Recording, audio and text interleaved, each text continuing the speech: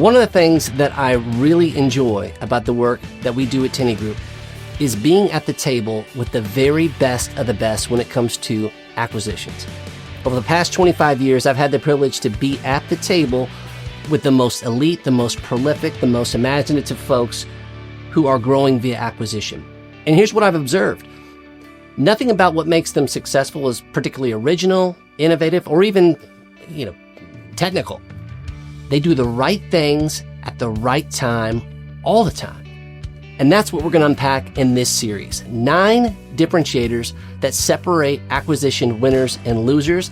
And at the end of this, you're going to have confidence to go out and execute and grow like the best. All right, differentiator number 1. Count the cost before you build. Got a great friend named John. A while back, he calls me into his office. He says, Spencer, I'm ready to grow via acquisition. I've got a big vision to go from 400 to 700 trucks. You're my guy. Let's giddy up.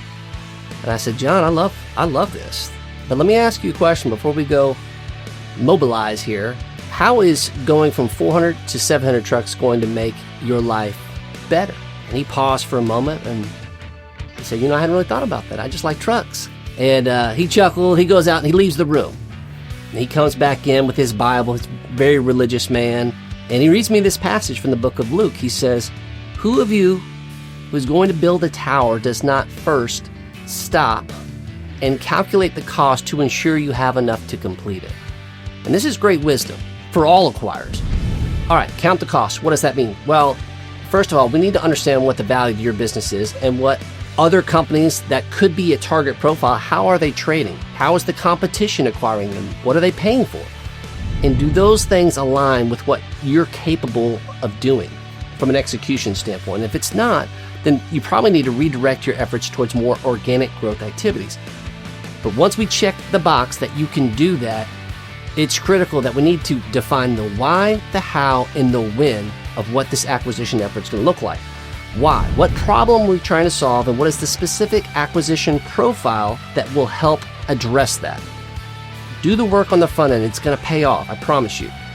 The how. We need to have a process involved in how this is going to work. You need to have a clear understanding on how you're going to get this deal done from a financing standpoint. What are the tools in your toolbox? You don't need you don't need to have everything, but you need to have an understanding about what you have and how you're going to use it to go execute. And then lastly, a timeline is how urgent is this need, because that's going to help you resource your deal so that it can be successful. Do those things, we have a firm foundation from which we can build highly successful acquisitions.